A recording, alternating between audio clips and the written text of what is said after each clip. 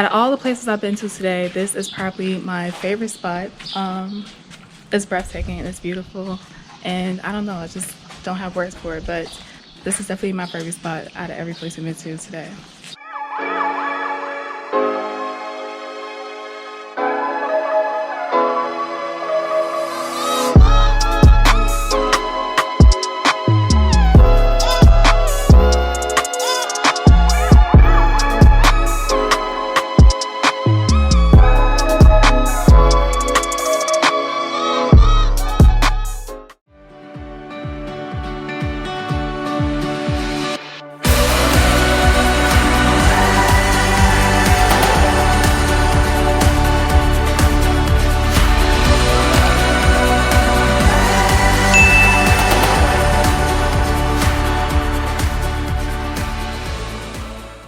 There is the death tide because of the sun.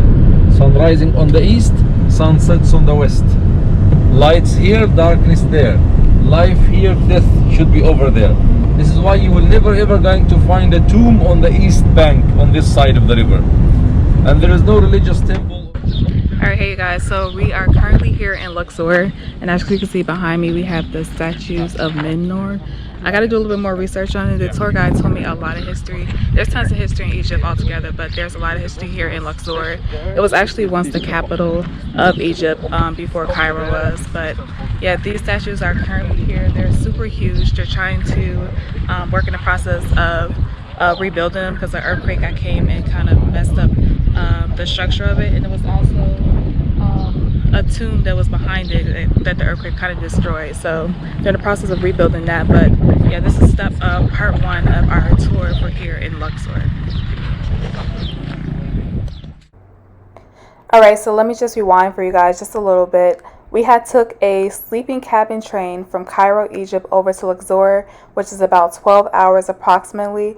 We were super tired, so unfortunately I wasn't able to record like I wanted to. But on the sleeping cabin, it was $80 USD, which is equivalent to 1,256 Egyptian pounds.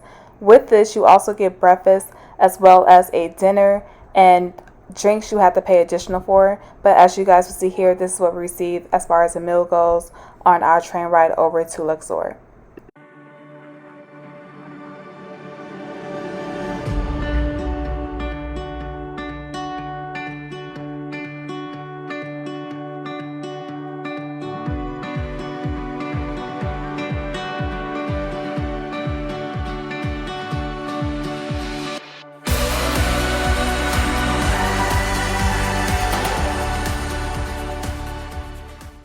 Underneath, royal tombs for kings. The government found out that these people finding royal tombs underneath their houses. This is, I'm talking at the time that nobody knows that there is a valley called Valley of the Kings existing here. Oh wow. The local people, they are the first people to discover the tombs, not the government. Okay. Those people, while they are digging for their houses, digging underneath, finding an entrance to a tomb, open this tomb, they see the antiques, the mummies, the gold and stuff. They never know the value of it. They just would like to make money out of it. They sell it. Oh, wow. That's why you have so many Egyptian antiques abroad. Yeah. Okay. The government found out about these people, that they are finding royal tombs underneath their houses. They started to relocate them somewhere else, and they are rolling their money.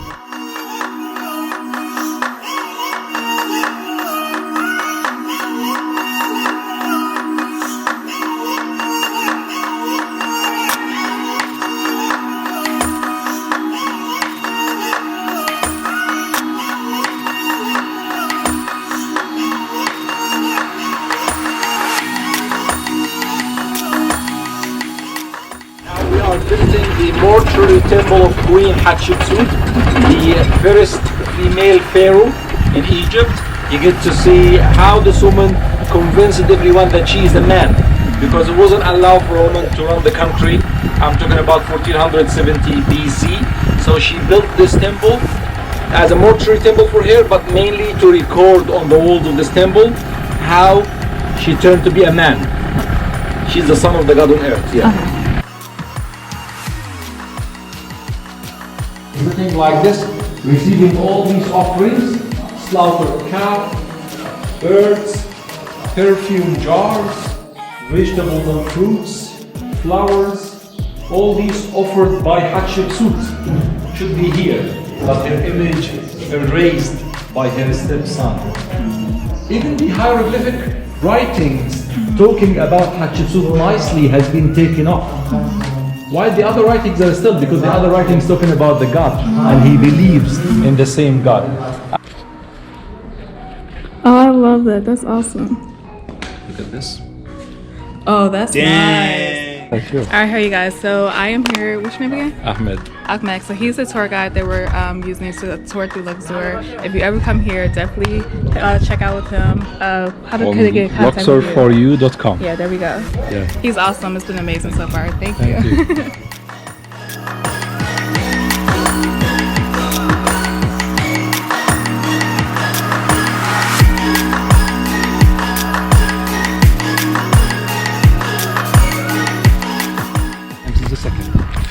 It's soon closed for restoration.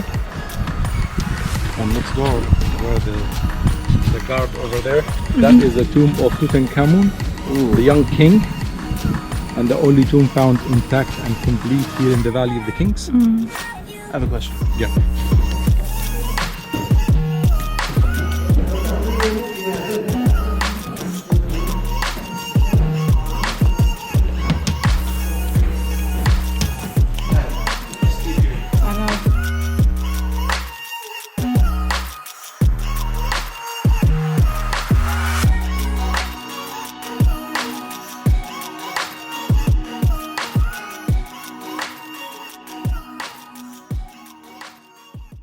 So we just left Valley of the Kings. It was actually really good.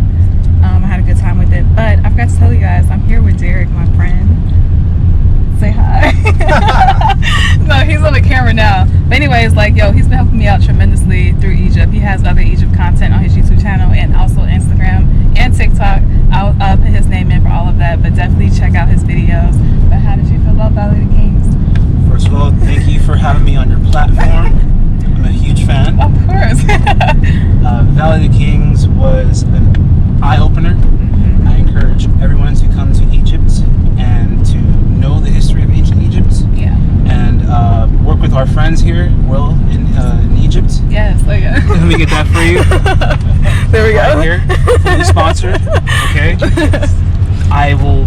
Well, we'll put the information in the description below. He'll take care of you. We'll He's a take good care man. of you, okay? We're on our way. Where we're on our way to now next? To KARNAK temples. Okay. Yeah. Okay.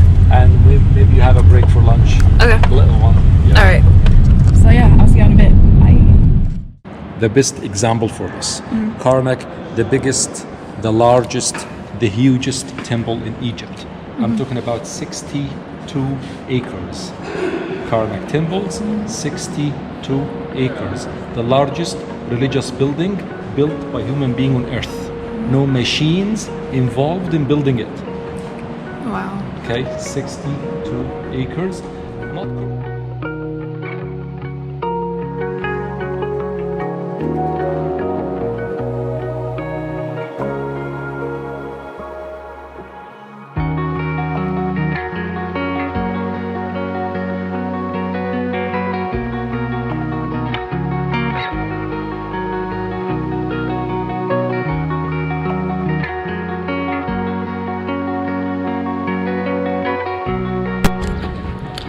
Alright you guys, so as we're going through the temples here, I didn't realize how much labor it actually took for them to actually build these temples. Like, it was absolutely insane, and all this is handmade, no machines. Like, just to imagine the amount of labor that they had to do to build these beautiful structures, which are still standing for the most part. It's just, I don't know, I have a whole new respect for them basically. But yeah, we're about to go through here and you guys are gonna see it. complex. KARNAK temples, it's more than one temple inside each other, you know. And the carving on the wall, you see Ramses III holding the enemies of Egypt from their hair, smiting them in front of God Amun-Ra, a man with two ostrich feathers above the head. And the same scene repeated on the other side.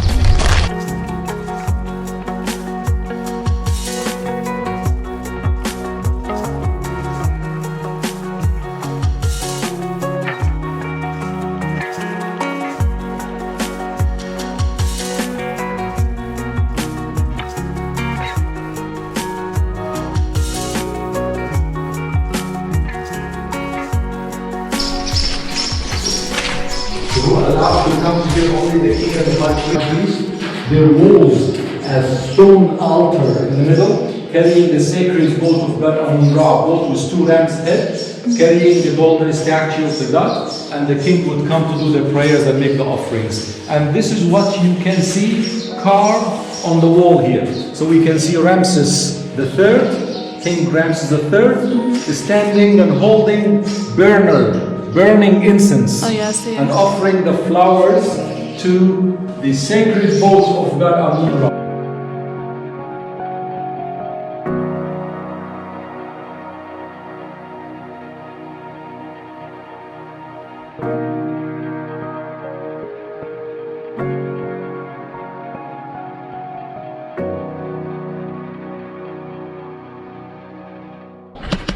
Alright you guys, so we are currently the only ones here at the temple. They're literally about to close in like 5 minutes, so we got to wrap it up.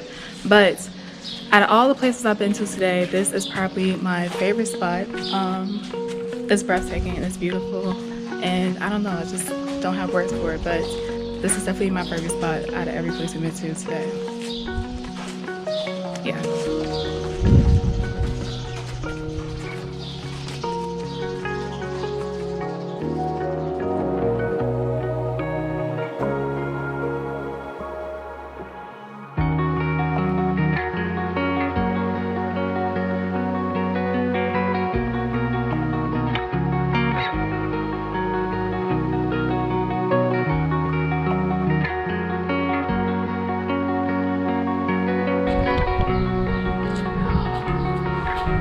Oh my God. Before it, that's for her father, King Moses I.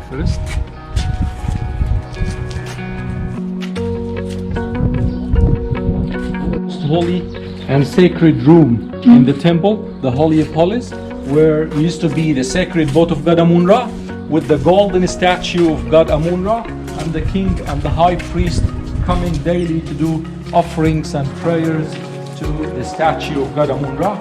Interesting to note, when you are in the Holy of Holies, you can see everyone outside.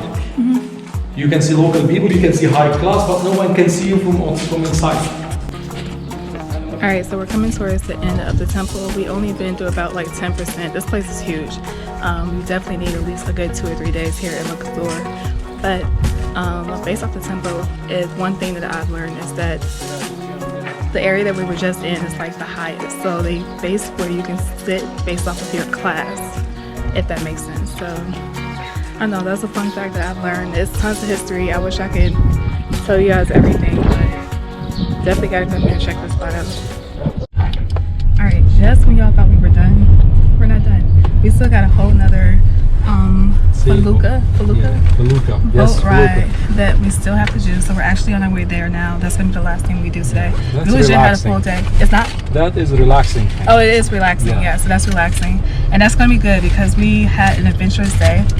We had legit a full day here in Luxor, and I haven't even talked to you guys about what happened last night, but our ride from Giza to here alone was like what, 8 hours? It was 8 hours. Yeah, it was 8 hours, so we're pretty tired, but we're about to enjoy our little relaxation on our Felucca. So I'll see y'all when we get there.